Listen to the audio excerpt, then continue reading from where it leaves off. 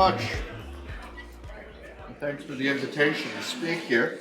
I'm not all dressed up. This is what happens when an airline loses your luggage, but I am a doctor, not the kind of doctor that you might expect. I do have a PhD in geology, just in case you were wondering. Forward-looking statements, I'm going to assume everyone's read that.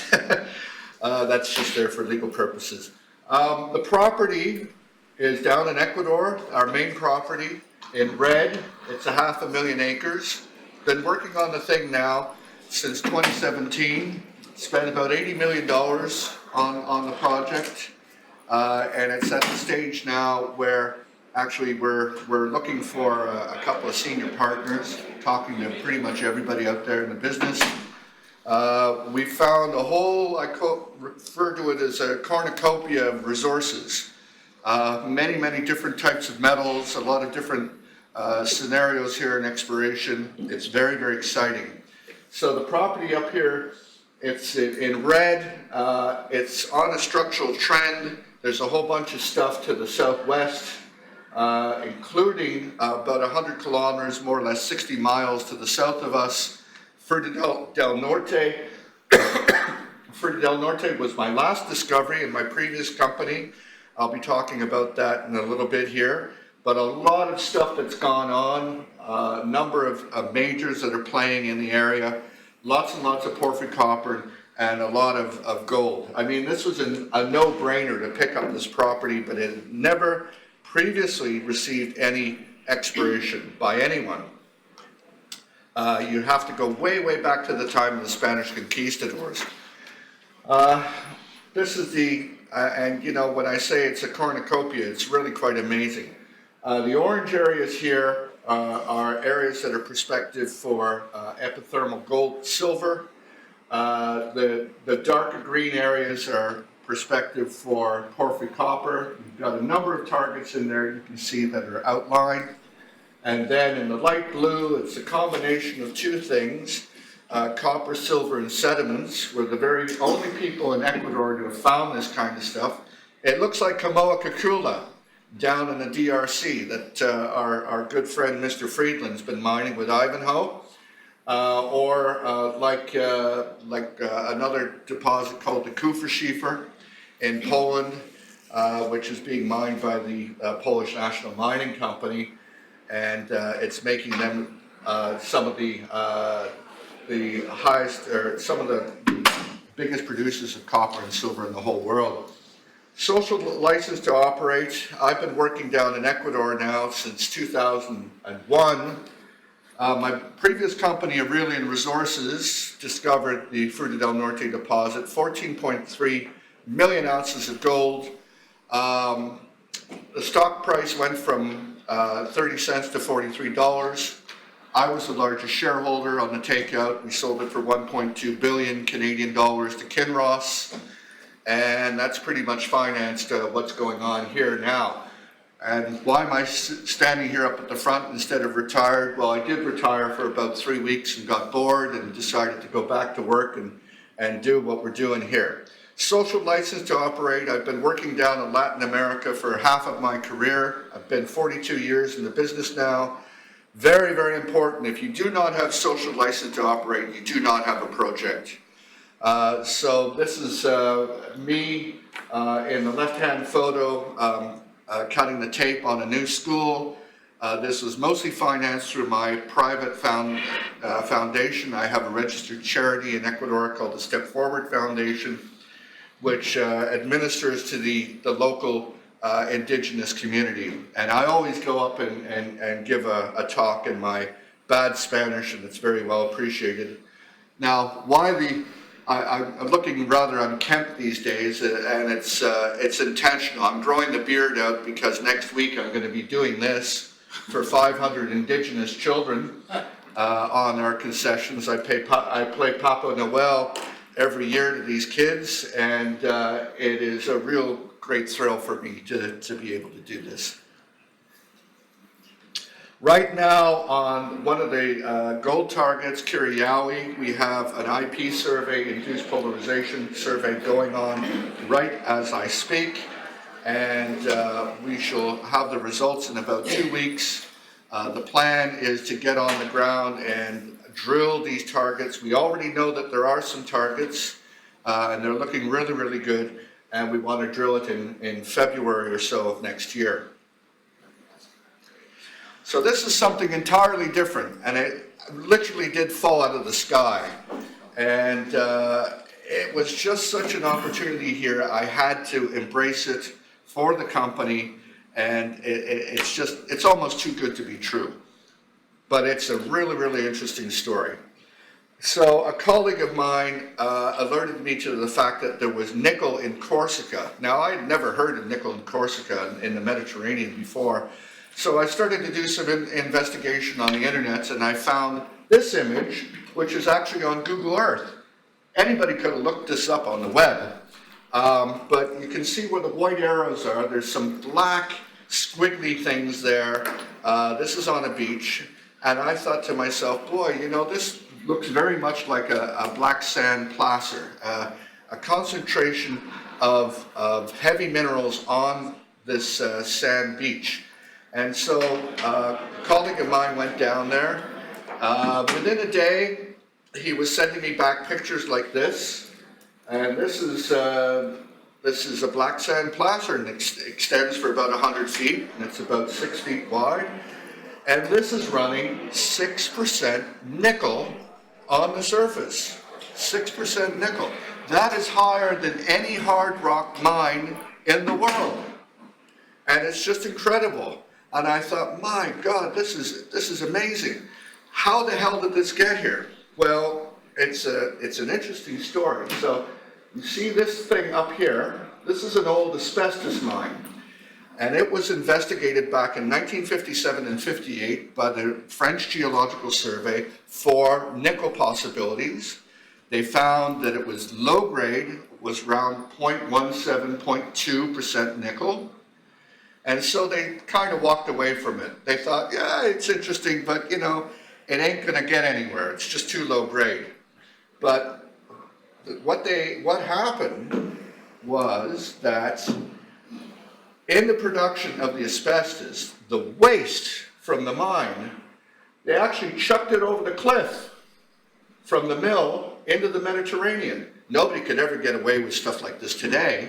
This was done between 1946 and 1965 when the mine closed. And over time, what has happened is that the material from the mine was thrown into the sea, has moved down the coast through tidal action and through something we call longshore drift. This is 1950. You can see open ports here and here. There's a harbor here. And then it's totally filled up here with waste. And 40% of this waste today is sand.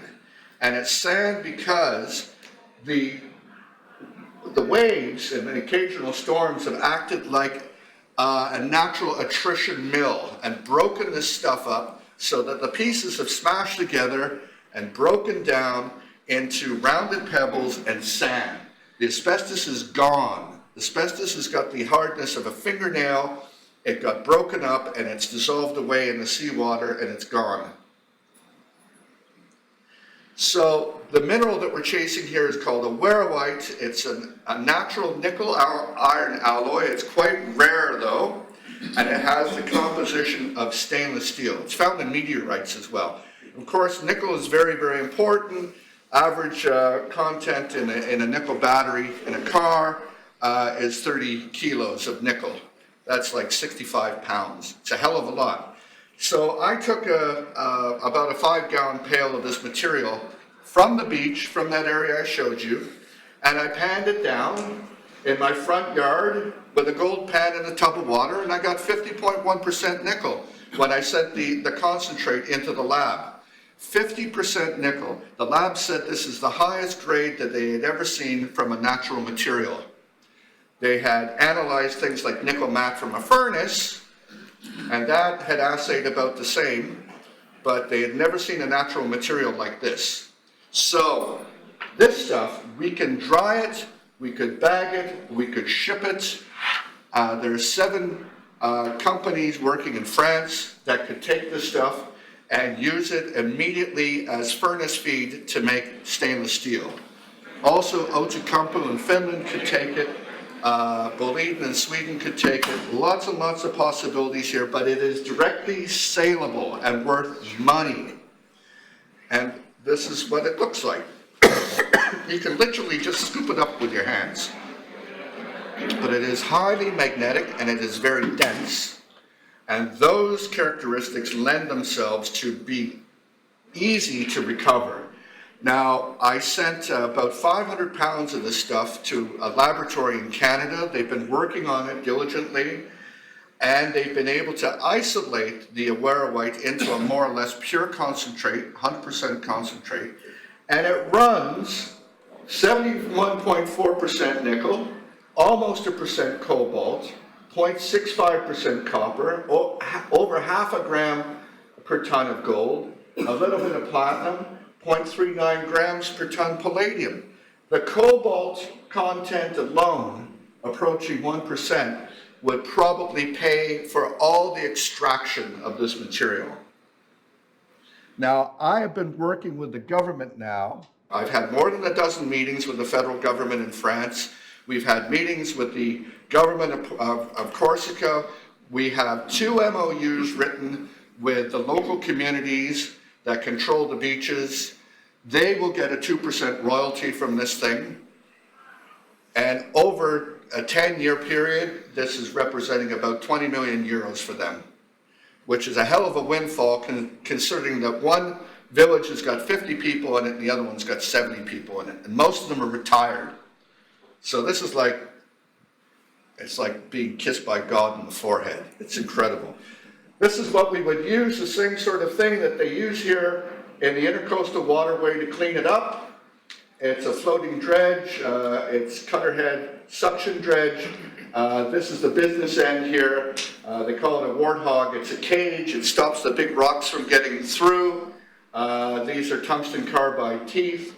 The beach is it's unconsolidated, so you just really have to dig at it, and it's all loose. So the sand material would get sucked up through the center here, and it would go through a pipe on shore, and then we would screen it down to 1 millimeter. That's the only stuff that we want, something like a 1/16 of an inch, and we would do a magnetic extraction. All this equipment, all the capex on this, we've done a scoping study. It's 13 million euros for plant and equipment. 13 million euros, and the OPEX for this for 1 year is 10 million euros. And the gross revenue from this, we think it's all touchy-feely right now because we haven't drilled the beach. That's the next step here. But we think it's going to be in excess of 40 million euros a year. So this is a pretty damn good deal. How many junior companies do you know who could get in production near term? And we think we can get this going in about 18 months, and then we got revenue. Offshore from this thing, up to 600 meters away, 600 yards more or less, you stick a magnet over the side of the boat, it goes down to the bottom, and you pull it up, it's covered in black sand. Black sand is magnetic. And this itself is running up to 6% nickel. God knows, we don't know how big this thing is. We really don't. The way you would extract that material would be with a conventional electromagnet, the same sort of thing you see in a wrecking yard that picks up junk cars, right? You lower it down to the seabed, turn on the juice, pull it back up, and it can pull up as much as 2 tons at a time, and you drop it into a barge, and voila, you've got it.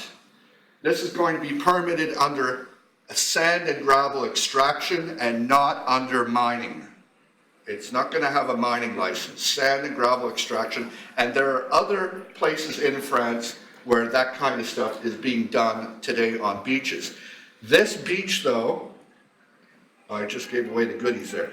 This beach though is dead. It has no life on it because cobalt, chromium, and nickel are heavy metal poisons in the environments. And over time, what has happened, they've leached out into the water. The fish offshore from this are considered to be just a little bit below what would be toxic for consumptions for humans. So I don't think I'm going to have a big problem with environmentalists here. There's no shellfish, there's no crabs, there's no lobsters, there's nothing. It is a dead, sterile beach, both of them. So this is a bonus thing, and this is another thing that kind of dropped out of the sky as well. This is very, very high-grade gold. I actually had this here in Florida last June. Some of you may have seen it. I was at another conference. I got to borrow it. It has 46% gold in it. And this has been filed for, the area that it came from has been filed for by the company about 1.5 years ago. It is making its way through the bureaucracy, and we expect to have the concessions here and the title in April or May of this year.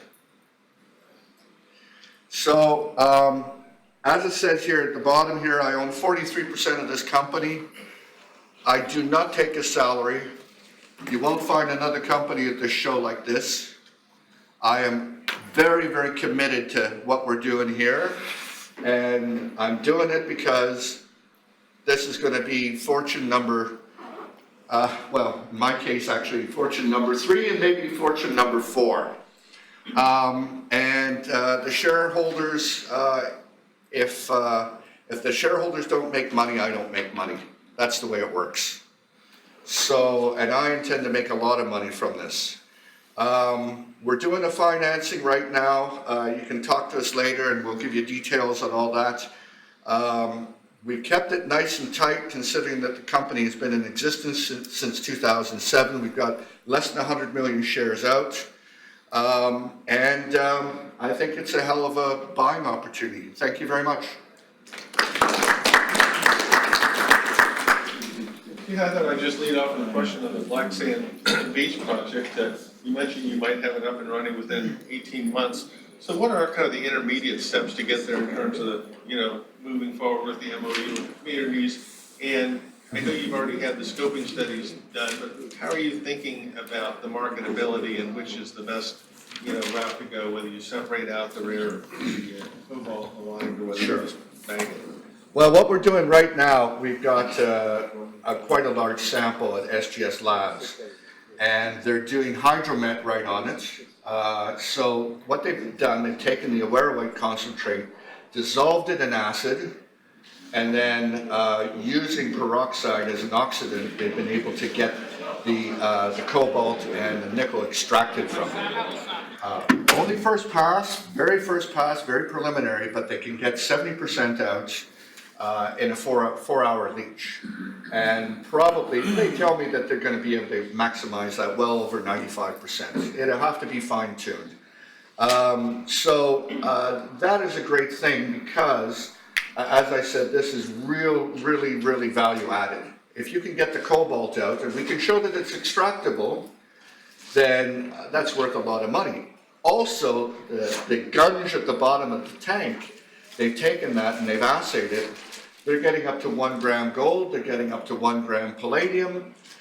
That's valuable stuff as well. So that's what's going on there.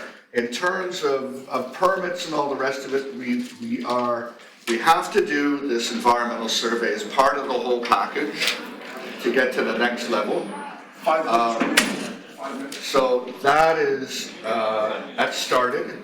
Part of what will happen there is we have a sonic drill, we purchased one. We'll be doing some holes on both beaches, maybe as much as 100 holes on one and 50 holes on the other. You could do maybe 3 or 4 holes in a day. They're shallow, goes down to about 50 feet and that's it. That's where the bottom is. Now, here's a real wild card. In a typical scenario where you have heavy minerals accumulating, and you know this from, it's an obvious thing. Anybody who works in alluvial gold, the miners from California, the 49ers knew that when you get down to the bedrock, when you get down through all the upper stuff in a alluvial system in a river, the best stuff is sitting there on the bedrock. And what we think here, because you have these winter storms coming through occasionally and they almost shake and rearrange everything, down in the bedrock we're going to have the thickness of maybe 2 or 3 feet of total black sand, and that will carry across the entire thing. That beach, the big one, is 1,300 yards long, 350 yards wide. So we're talking about something that, you know what? It's about the size of the ovoid zone of Voisey's Bay, right? So we're not talking about something that's insignificant. What has been your burn over the last 12 months? Do you have any offtake arrangements in place? for financing? Well, we don't have any offtakes, not yet. I want to get this, we're going to actually produce first week of January some nickel sulfate, and I want to show proof of concept so that I can take it to a couple producers of nickel sulfate. There's 2 of them in France. Show them that the whole thing is viable, and then kind of move on from there. Our burn rate, it really depends on what project you're looking at. For all the French projects, we're looking spend about 150 grand over the last year. That's all. In Ecuador, it's been quite a bit more because we've had to do line cutting and do this induced polarization survey. So I guess we spent about $1.5 million there over the last year. And do you still have any relationships with Lundin Mining? Because that would be a natural. With who? Lundin. Lundin, very much so. Yeah. I know them very, very well. I was invited to the opening of the mine. I knew Lucas very well. I live in Switzerland. He lived in Geneva. I went to see him and drink wine, too much wine, for lunchtime sometimes. They're people that I've spoken to. Now they're in a situation where Fruta del Norte is a cash positive. There's no debts. They're paying a divvy right now, and they've bought back their stream. And Ron told me, he said, let us get on our feet here and then we could talk. I'm going back to Ecuador next week. I'm going to do the Papa Noel thing, and I'm hoping to see Ron there as well. You don't have to worry about nationalization, because wasn't the aluminum when it was sold? You know what? People from time to time say that, but it's never happened. Fruta del Norte is 2.5% of the GDP of Ecuador, and there's no way that the Ecuadorians can run it themselves successfully. It would end up just auguring into the ground. It would be a mess. They're smart enough to realize that. Other South American countries have done that kind of stuff, and it's been a mess. The president of Ecuador is slightly right of center. He comes from a family of billionaire banana producers. Daniel Noboa, he's coming up for re-election in February of next year, and it looks like he's going to pull it off. And then he'd be in for another 4. With more than 6,000 small and micro-cap companies listed, if you're looking for the next Apple, then Channel Check truly is your tree. It's an investor community where you can access independent Wall Street research, advanced market data, balanced news, corporate videos, and podcasts. You can even register to attend in-person Meet the Management Series luncheons, and to be part of the preeminent annual Small and Microcap Investor Conference, NobleCon. And here's the best news. Since Channel Check is sponsored by the featured companies, premium membership requires no investment. It's absolutely free. So check it out. Log in today. Find out why Channel Check is North America's leading source of research on the companies that just may change the world.